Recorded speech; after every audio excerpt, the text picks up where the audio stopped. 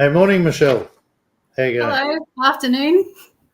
Actually, it is. It's afternoon. Good afternoon, everybody, and welcome to Estate and Succession Mastery. What are we? Wednesday, 24th of July, 2024, and it's all happening. We've got the latest business up your way is this red hot estate and succession planning business. Yep, You and Tom, and obviously it's going well already. So you're well into it after just a couple of weeks. So good on you. sure are. That's the way. Now, look, today I just wanted to talk on. Didn't want to make this about me at all, but I'm just going to say I had a knee arthroscopy on Monday, where go in and I learnt what epidurals mean, so that was an interesting thing. So I was absolutely numb from the waist down, and it's a very eerie feeling. So. But one of the things, Michelle, that really came out of it was at the end of the operation, the surgeon came to me while I was in recovery, and he handed me this. Where is it? He handed me this. Better not show his name, but this big sort of report, and had pictures of inside my knee and so on. But on the front page, he had like a traffic light system in regard to each of the different areas of my knee, and he rated, what was the cartilage like, meniscus, the kneecap. They have fancier words than this, but I can't remember what they all are. But basically, he gave a rating on each of the areas of knee, and then he gave a report on what he'd done, if I needed anything else done, and all those sorts of things. And it just got me thinking. I thought, wow, that's something that's checklists and scorecards are something that's really valuable and really helps people see, because he does the reports basically it's all on one page. The other pages have a whole lot of information in regard to how to exercise and all the detail, all that sort of stuff. But on the front page was everything I needed to know in regard to what had happened during my the operation on my knee. And I was just thinking, it's something I've been speaking to Gab and Tracy already in our business, and it's something we're going to discuss this week, to incorporate like a scorecard, so that every time I have a meeting with people, have the first free 30-minute call and so on, at the end of it, they're going to get from us basically a summary of where they are based on the conversation that we've had. And do you think those sorts of things are useful for must be still under anaesthetic. Do you think those sorts of things are useful for people to have a scorecard and a bit of a checklist in regard to how the meeting went? Yeah, I think that sounds like a great idea. It sounds like it was very helpful for you and obviously made an impression. So Yep. I think most people would see that sort of thing as very helpful. Yeah, look, absolutely. And I was sort of wondering, what would people look for when they're doing scorecards? If we do a scorecard for people as part of a conversation with them, the sort of things that they'd want feedback on. And so, because it's like having when you go in and see a doctor, and he does a diagnosis, and then he writes you a script or tells you where he thinks he needs to help you to make some progress. And so I wanted to be able to report back to people in regard to the conversations that we'd had as part of our meeting, our 30-minute meeting or our 2-hour meeting, depending on which one they take. And some of the things I thought would be, well, okay, so from a stop sign point of view, it means that we'd rate people. We'd either, put them over in a corner and have a red. They'd be in the red zone, they'd be in the orange zone, or they'd be in the green zone, depending on how prepared they are. So, for example, if people's wills and so on are out of date and all the documentation's out of date, that might be one of the fields in the scorecard. And, if everything's out of date, they get a red mark on that one in the red area. So you have like a sliding scale for each of maybe up to 10 things that we'd score people on. So I was thinking, are your wills up to date? Is there, in the conversation I've had with these people, is there an awareness of the sort of issues that might be creating real potential problems for them in the future? Are they aware? Are they unaware? Have they got it all covered? I'll just go through a couple more, but maybe you can think of some as well that would be worthwhile putting in there. The level of communication, whether there's good communication between mum and dad and the kids, whether there's any existing conflict in the family that has to be attention needs to be paid to. Is there fairness? Not so much talking about fairness with family members, but have they thought? Sorry, equality with family members, but have they thought about making sure it's fair, so that if one kid's been working in the business for 20 years and the others haven't, how do you sort of square that up so that there's fairness between each of the kids? Is there asset protection? Have they got something set up so that when they pass down to the next generation, Michelle, the assets will be protected for the bloodline and so on? So, and once again, simple. They're either going to be red, might have a bit of protection, so we can give them an orange score, and if they've done all their stuff with Life Legacy and Legal or Murdoch's over the last few years, they might have a green score. So, yay. But I want to be able to give people something, on a simple single page of paper, which shows them so they can just see it at a glance. If there's lots of red showing up, then it's obvious they need to do something in regard to where they are, or it's going to create real problems for their family. If it's all looking green, I'll walk to Timbuktu, because I've never seen it happen with anyone yet until after they've worked with us. But just a simple sheet to show them where they are, and the sort of things that they can do to move forward to fix that. Is there anything else that comes to mind for you that people should rate themselves on? Not that I could think of, except potentially if there's any, not only conflict in your family, but conflict in your children's family if they're adults. But I just think that's such a good idea. Having a one page where you could see red things that you really need to pay attention to. And it also gives your advisors, it highlights the things that need to be addressed as soon as possible. For example, not only if their wills or estate planning is up to date, but maybe they don't have a will at all at the moment. So yeah, that would definitely be a red mark, that one. Yeah, and so in that case, you could do an interim will immediately and fix that problem initially, temporarily. Yep. Sure. But it would be helpful for advisors as well to address the things that concern you the most as well. So yeah, I think that's a good idea. We'll put that into action this week. Yes. Anybody we talk to from next week on, we'll get a scorecard with the stoplights in there.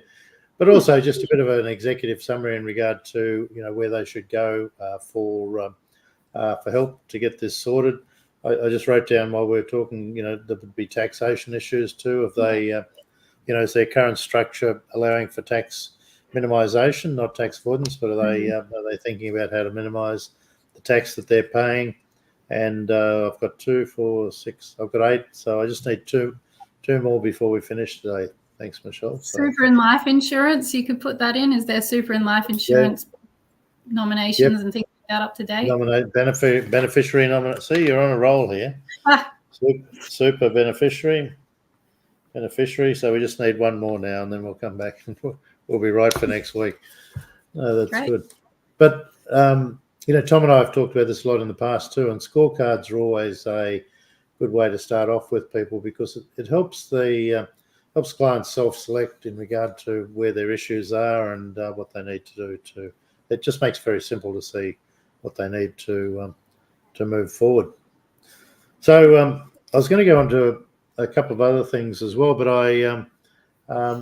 mindsets was one of them. But I was just wondering, over the last few weeks, Michelle, has there been any people you've been dealing with that have been that have sort of stood out for you and thought, gee, that's it's a pity they've let them get into that situation? Or is there any where you've been really happy with the outcome you've been able to provide for them? I think probably a combination of all of that. I think at all times there is someone I see who is unhappy with where they're at and needs some help to get where they want to be. And also a lot of people we see who are really happy with the outcome. So, it's always across the board all the time. Yeah, one of the reasons, Michelle, I think scorecards are so good is because if you can do one when you first meet people, and traditionally it's going to be lit up with the red signs and the orange signs, and probably hardly any green signs when we first meet them.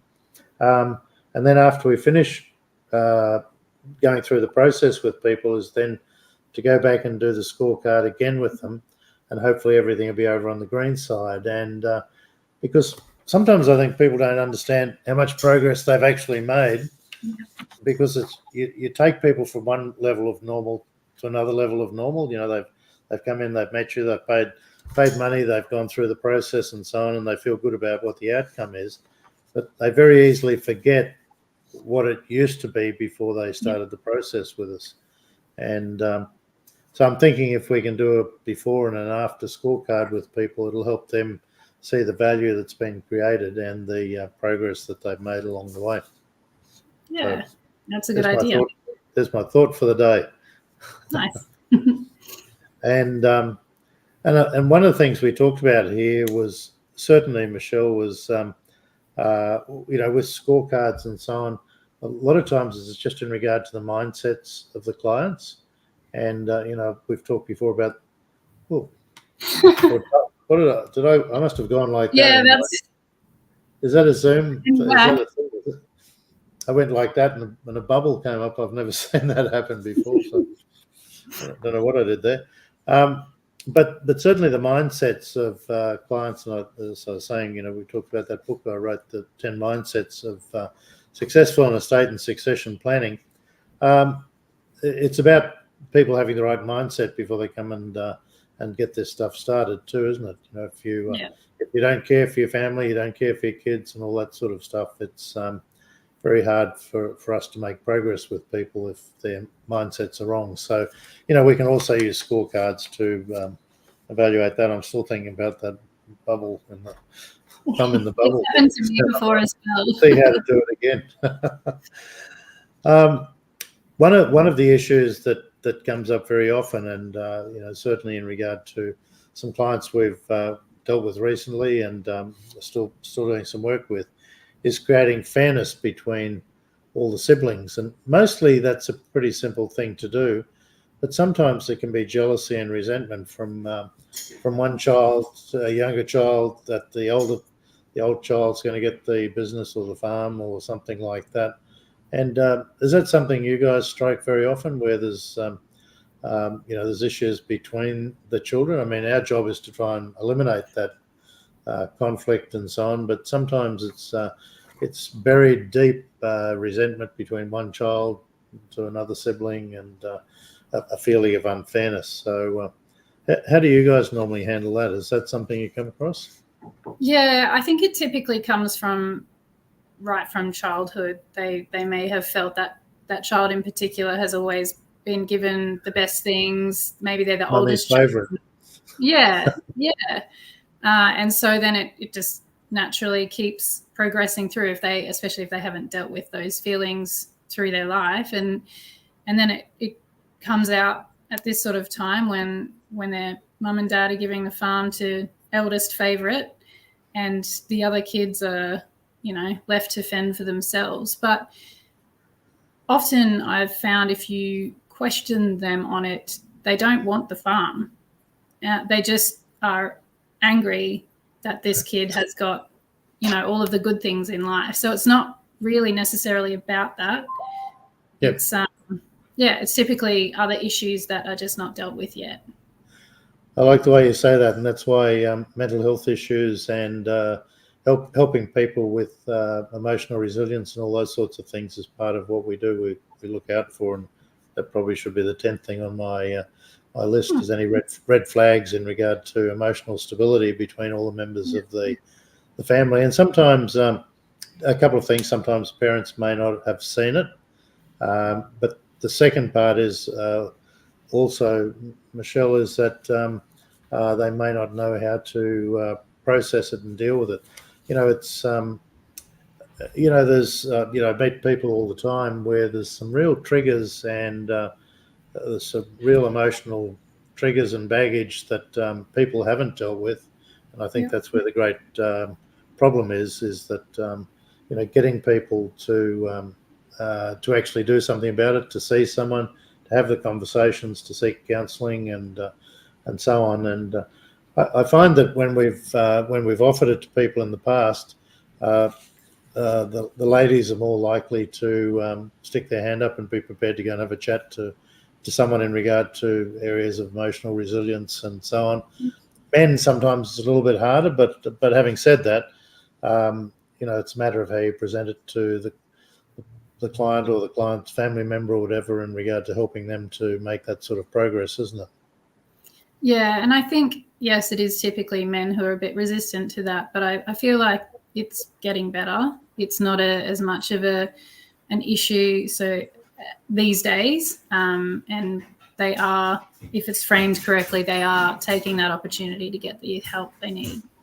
Yep. It's I don't know why it seems more prevalent these days than it has been in the past, but it's kind of how life is, I guess, these days. So one of the other things, I was actually speaking to someone this morning. We were just reviewing their second year review, just going through and having a meeting with mum and dad, and I'll go on and have sessions with each of the kids now. I know what the parents are looking at achieving. But the whole concept which you guys include, Michelle, as part of your estate succession planning, is the creating handcuffs for siblings who might end up with a greater. Where are those thumbs coming from? I want it to happen intentionally. Maybe it's people watching and giving us. Oh, there they are. It's people who are watching and giving us a thumbs up. I've forgotten what I was talking about now. But putting handcuffs in place for maybe for the eldest child who's getting the property and there's not enough money to go around for for the second, second, third, fourth child, and so maybe you can just explain to everyone what handcuffs entail, so to speak, or whatever you call them in your wills, clawbacks or something. So. Yeah, so there's a couple. Explain how they work. Thanks. Couple of ways. One way is if you've got, say, one child getting the farm and 3 kids not getting the farm, and the variance between the proportions of the estate they get is vastly different. You could oblige the farm receiving child to make payments of money to the other 3 kids to sort of balance it out, not even it out, but just balance it a bit more to make it fairer. So the other kids receive a little bit more. The potential issues with that are whether there are cash supplies or other properties or things like that to give to the other children. Superannuation and all those sorts of things. Yeah. And also the ability of the farm receiving child to make those payments. So if they've already got a mortgage on the farm and, they need to be careful about how much they can borrow if they need to borrow to pay the other children those payments. And they can often be paid in installments or lump sum, could be paid immediately, say 12 months after death, or it could be a 5 to 10 year progressive payment, just whatever works for in the circumstances. We're talking to someone. Sorry. Yes, there you go. I was just going to give an example. We were talking to someone the other day, weren't we, where there were 6 kids, and there's no way knowing that one child could afford to pay out equally 5 other siblings, so they could end up with the business. So, there has to be disproportionate, doesn't it? Yeah, that's right. Because the only other option really is just to sell the farm and then divvy it up between the kids, which is not really what anyone would want. So it's just really working with what you've got at the time to make it work.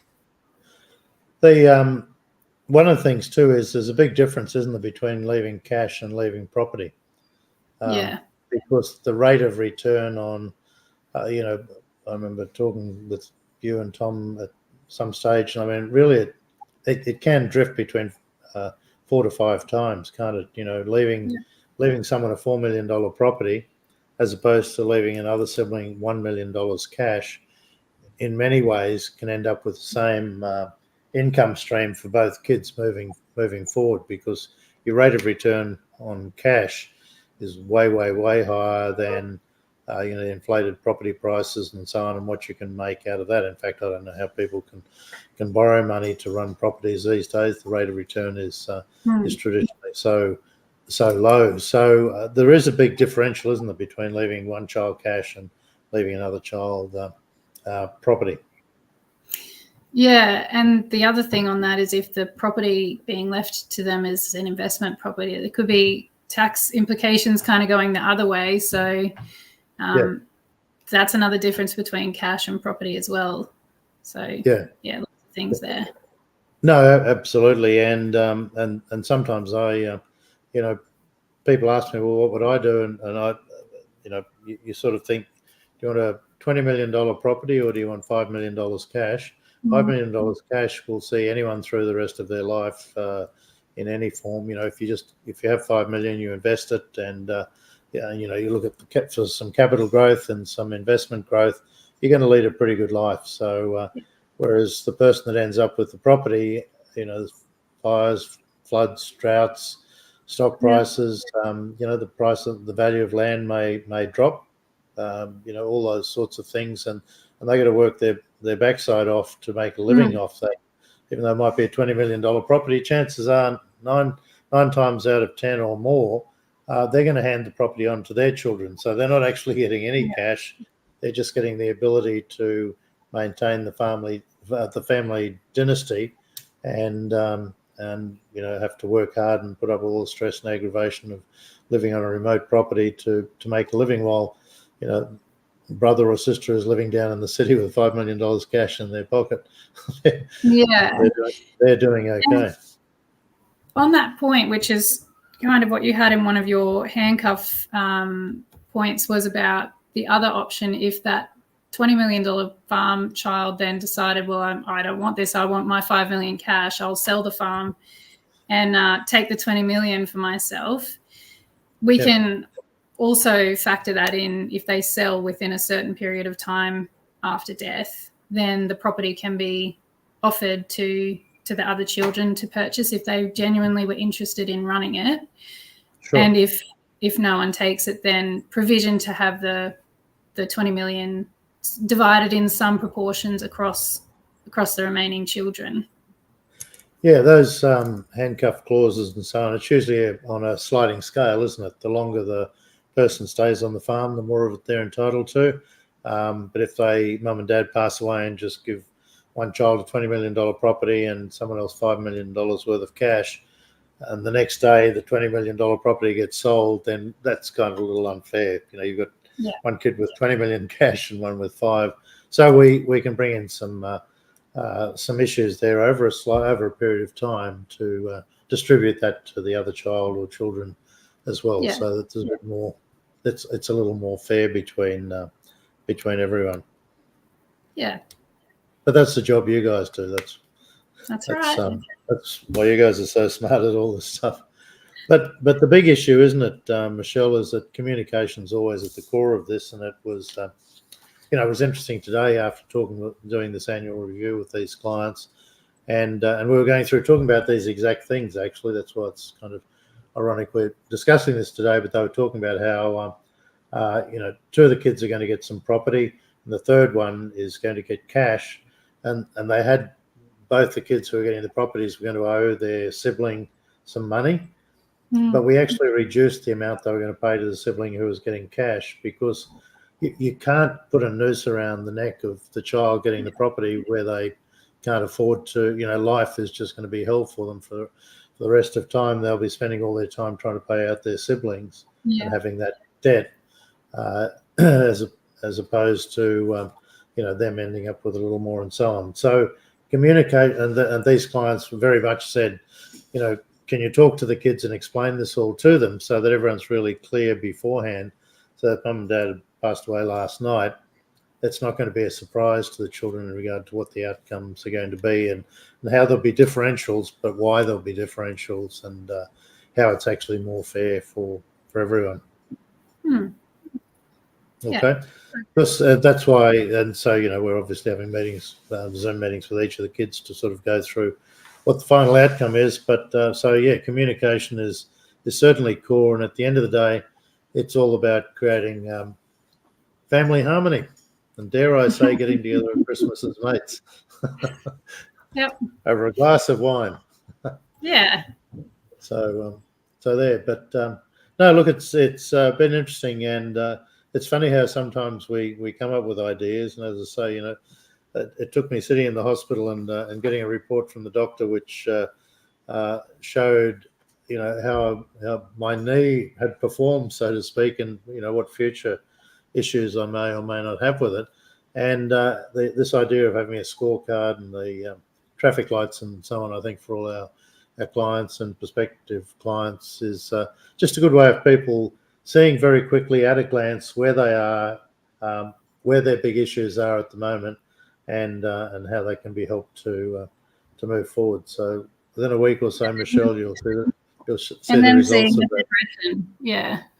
Yeah, and then at the end, being able to show them, where they've come from and where they've got to. So, but anyway, look, our time's up today, and so thanks for getting involved, Michelle. Always nice to have a chat and get your perspective on some of these things as well. And I'm going to be up near Weeper in 2 weeks' time, so we might have to take a rain check on our next one and put it off for a couple of weeks after that. So look forward to seeing you again then. Hope everyone's having a great day out there, and if you need any help, certainly in regard to your estate succession planning and so on, the team we're using a lot and Michelle's involved with, Life Legacy Legal. And what's your website for that? Is lifelegacylegal.com, isn't it? .com.au. Okay. Yep, .com.au, and ruralsuccessionsolutions.com for us if you want to have a chat with us. So everyone have a great day. Thanks, Michelle, and talk to you again in a few weeks. Okay. See you, Michelle. Bye. See if that thumb can come up again. See you later. Bye.